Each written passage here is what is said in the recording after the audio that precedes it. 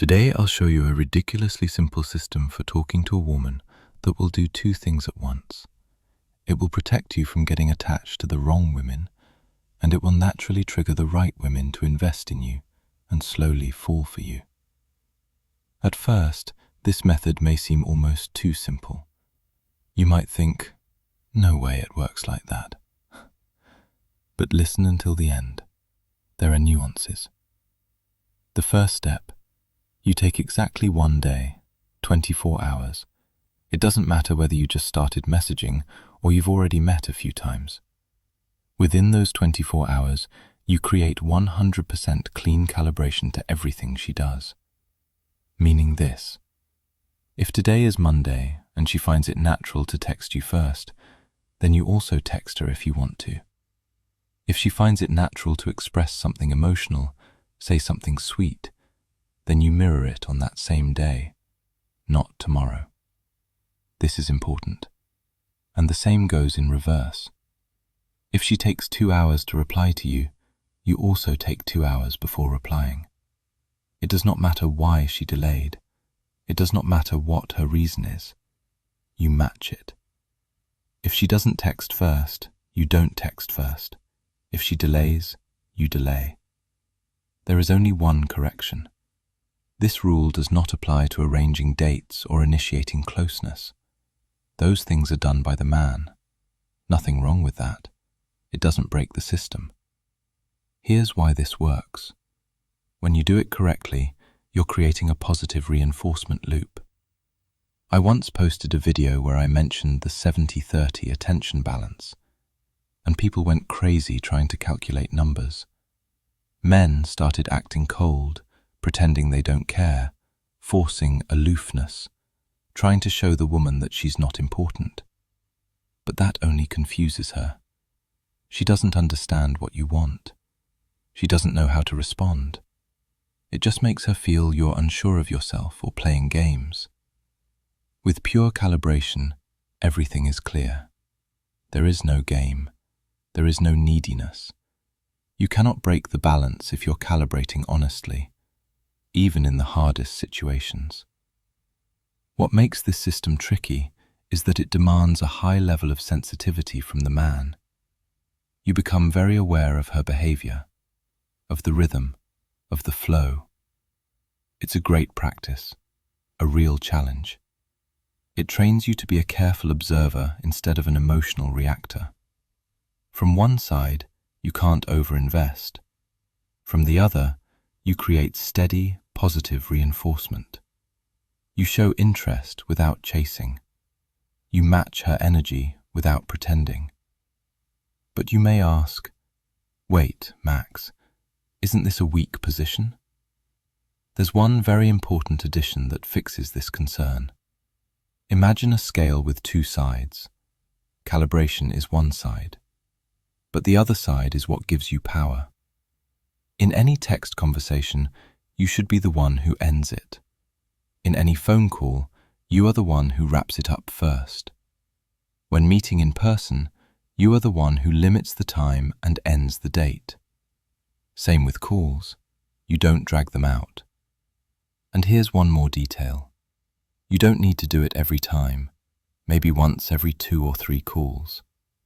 But occasionally, you either don't pick up or you decline and call her back later. Could be 3 minutes later. Could be 1 minute later. You were busy. You were recharging. Whatever. It seems like a small thing, but it shows something important. Remember the feeling when you were younger, calling a girl you liked and hearing long rings, no answer. Remember the emotion in your chest. We won't create suffering here. Everything will be healthy. But she should understand you're not sitting waiting for her messages. And when you get a moment, you call back. This small detail creates a noticeable shift in the emotional dynamic. It becomes clear who is more invested in keeping the connection alive. Next, there's one more addition without which this entire method won't work. You must never bring up the topic of relationship. You don't suggest it. You don't hint at it. You don't push toward it. That part she must initiate herself. Only then this whole system works perfectly.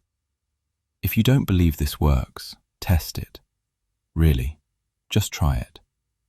Most men doubt it until they try. I know you probably have questions. Everyone does.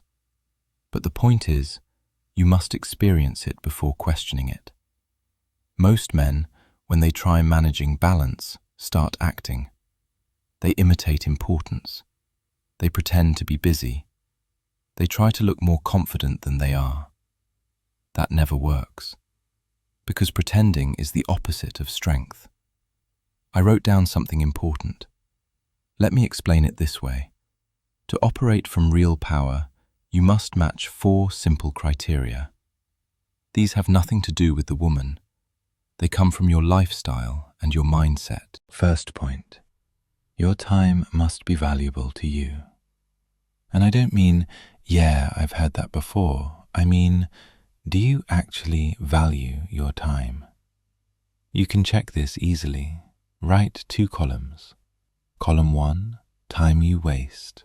TV, scrolling, useless conversations, pointless outings, mindless distractions.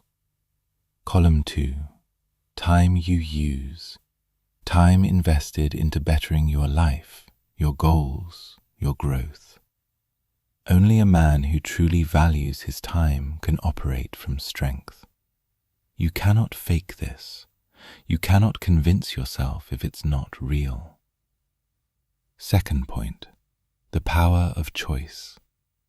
I want you to feel this emotionally. Imagine you spent years saving for a car. Finally, you find out there's only one of the model you want, just 1 unit left. You rush to get it. The salesperson sees your state and says, "Actually, someone wants to reserve it. Price is higher now. You better take it today." You feel pressured, afraid to lose it. No control. Now imagine another situation. You want a car, but there are hundreds of options. You walk into the dealership calm, relaxed. You're waiting for the right offer. You're not desperate. That's what choice does. It changes your entire energy. It changes how you show up with a woman.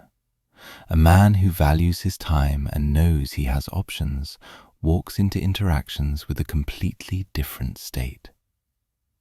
Third point, emotions, experiences, your emotional life. Most men don't have enough healthy emotional stimulation. No hobbies, no challenges, no adventures, nothing that expands them. And when a man lacks emotional fulfillment, he starts looking for it inside a woman.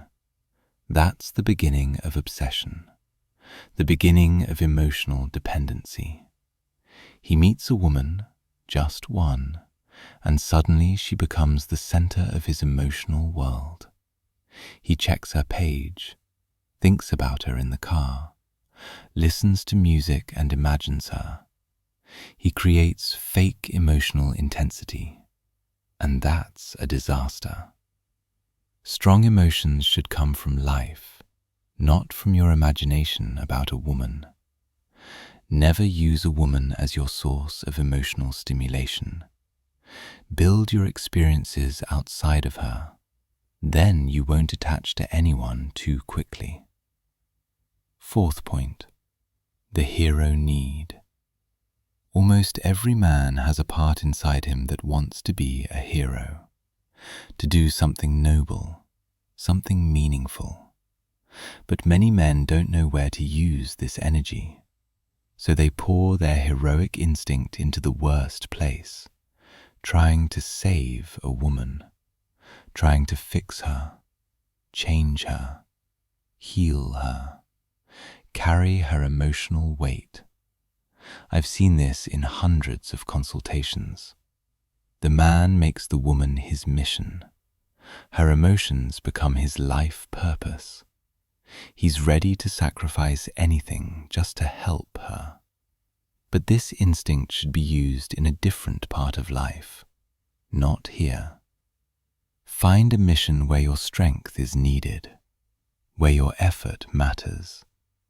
When that inner hero cell is filled elsewhere, you stop over-investing into women who don't deserve it, and everything in your life starts working smoother.